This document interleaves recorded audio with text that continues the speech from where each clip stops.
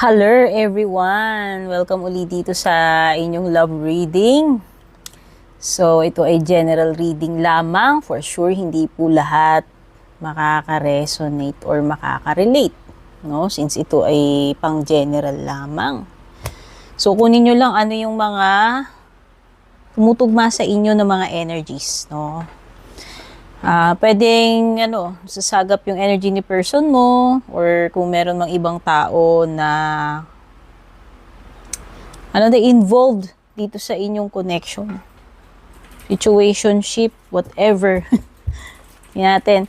By the way, hindi ko kontrolado kung yung mga energies na masasagap dito past na, current, or mangyayari pa lang, ha? Since ito ay pang maramihang reading. Kung gusto ninyo ng reading na sukat sa inyo, pwede kayo mag-avail ng private reading. By the way, I accept private readings. By batch po yan. So, pumunta kayo sa aking official page. Nagpo-post ako doon kailan yung next batch, no? So, yan ha? Remember, meron pong mga nagpapanggap na ako. At medyo marami na sila sa iba't ibang platform. Kaya, kapag merong naunang mag-PM sa inyo, nag-add friend, hindi po ako yun. Yun po yung mga nagpapanggap na ako, so kayo makikipag-transact doon. Never po akong mag-add friend. Never ko po kayo i-message first. Na para mag-offer ng kung ano-ano or manghingi ng kung ano-ano. Okay? Ayan. I'm Purple Teen, by the way. Sa mga bago rito, don't forget to subscribe, like, follow. Sa mga matagal na, maraming salamat po sa patuloy na pagsuporta, pagsubaybay, pag-share ng mga readings natin, malaking tulong. Pati na rin po yung mga nag-avail ng membership, subscription, yung mga nagpapadala ng stars, super thanks.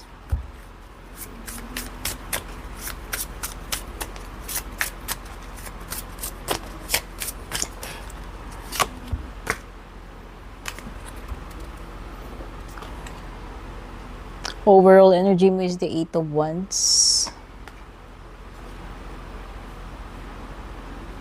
No communication. No contact, no communication. LDR ba kayo? Pwede rin. May possibility ng LDR. Wala Wala masyadong ganap sa inyo nitong person na to. Yan nga, pwede kasing may mga reasons. Pwedeng LDR or hindi ko alam kung bakit may blockage pagdating sa communication, no? Pwedeng walang paramdam. No show, no talkies. Yan. Yan yung overall energy.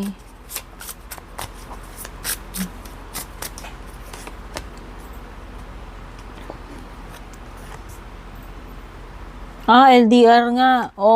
Malakas yung energy dito ng LDR. Basta magkalayo kayo Oops.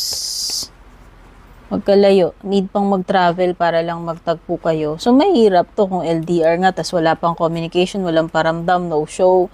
Hindi ko alam kung nagtagpo na ba kayo before or never pa kayong nakita nitong person na to. Basta nasisense ko na at saka hindi ko alam kung nagkaroon ng panlalamig or nagkaroon ng parang nawala na ng interest, ng gana. Bahala na po kayong mag-connect, identify if this is your energy na mga binabanggit ko or energy ni person mo. Hindi po kasi ako psychic, so hindi ko alam. So, sasabihin ko lang sa inyo ano yung mga nakikita kong energy sa cards. So, siguro parang nakikita ko dito nung una, pwedeng interesado, pero parang ngayon, hindi na. May pagbabago ng isip, dear. Or meron na siyang ibang kakonect.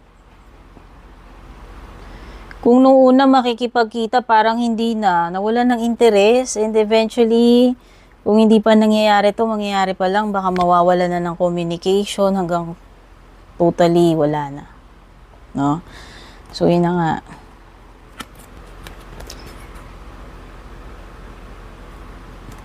Ignoran or pwedeng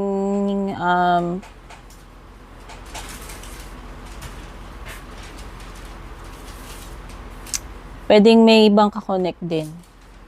Nawalan ng interes eh. Nawalan ng gana. Parang,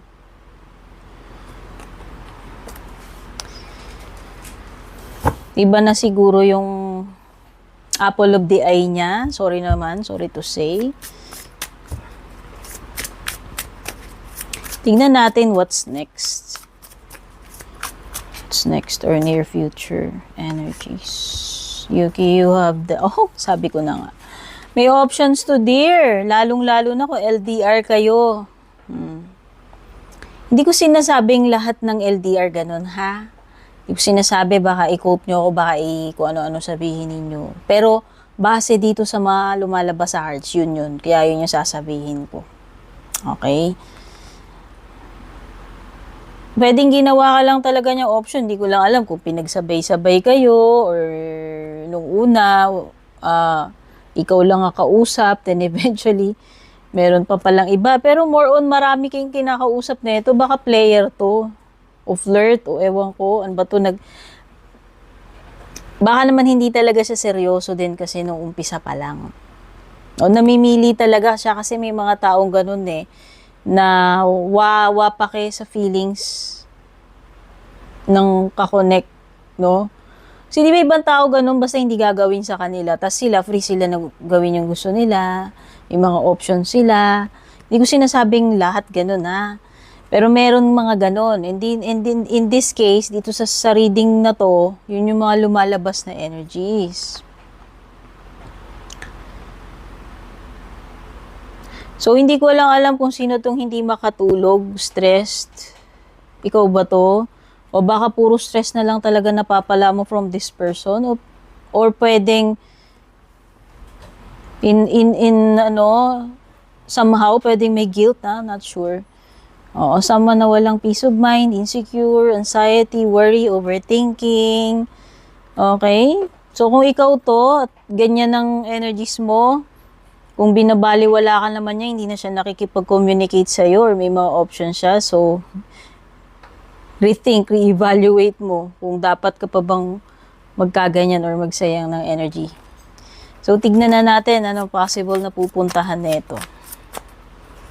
I-limit ko lang yung time ng reading ko guys para hindi masyadong mahaba. Ito yung nahugot natin.